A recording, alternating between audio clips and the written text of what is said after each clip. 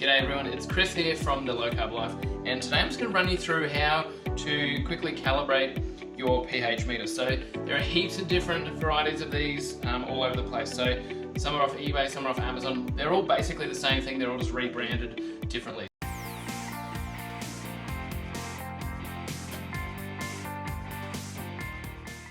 So what you will get with your, generally with this pH meter, you'll get a pH buffer solution. So this is the one 6.86 here. There's another red one that's 4, and there's another one that's 9, which I think is blue or purple. So what you really want to do with this is you're not trying to do it, calibrate it at different ends. You want to pick the solution that is going to be closest to what you're looking for when you do your pH testing. So it was for chili sauce, to make sure it's shelf safe, I'd be using the 4.01 because we want to be down in that lower range. Whereas this one is going to be for my hydroponics chili solution. So the nutrient for those chilies that we've been growing, we've got to keep that around about the 6 mark. So this is the closest one.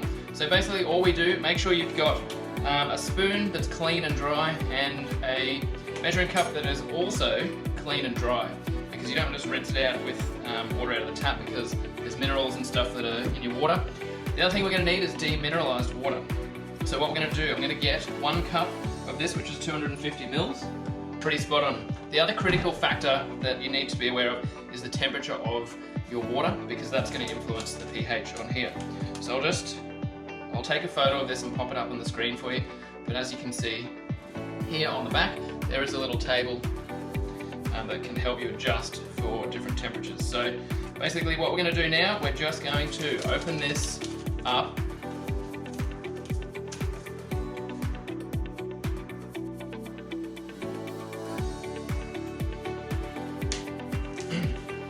Alright, so shake it all down to one end first.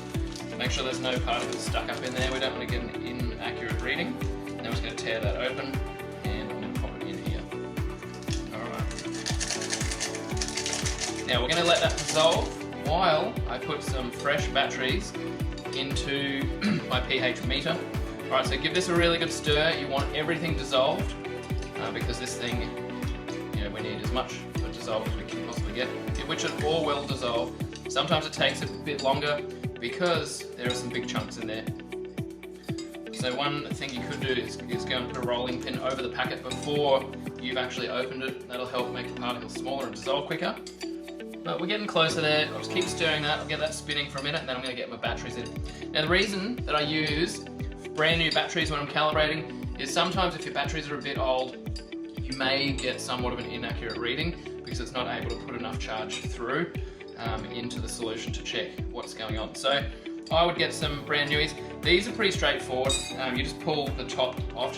Sometimes it's a bit tough to get on. Just wriggle it up gently because they are kind of generally Chinese made, and there's a bit of exposed wiring stuff in there. So just be careful that you don't pull too hard and then off you pop all the soldering and stuff. So that wouldn't be great. So we're going to get our little batteries, and these take 3. As far as I can tell. Alright, so we'll turn it back on, and we're going to pop him into the solution, so let's give that a bit of a stir around there. And we're settling around the 6.8. So we want that at this temperature, we want it to be 6.8 as we had on here, and that is pretty spot on. So we're not going to need to adjust that one much. So it is calibrated still currently. How you do calibrate it, see this little hole at the back here, tiny little hole. When you see a reading that is not quite where you need it to be on here, I'll just keep stirring that around to make sure it stays at 6.8 while we're doing this.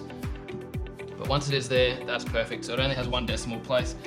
But for what we're going to do with this, it doesn't matter if it's a 0.5 off or anything. We're going to stay in a pretty a relatively wide range, so that should be all right.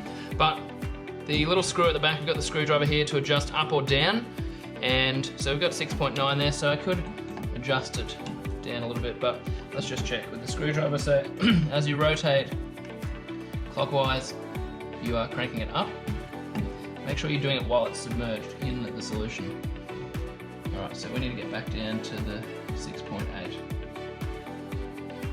Alright, so we're at 6.8 there again. and we'll lock that in.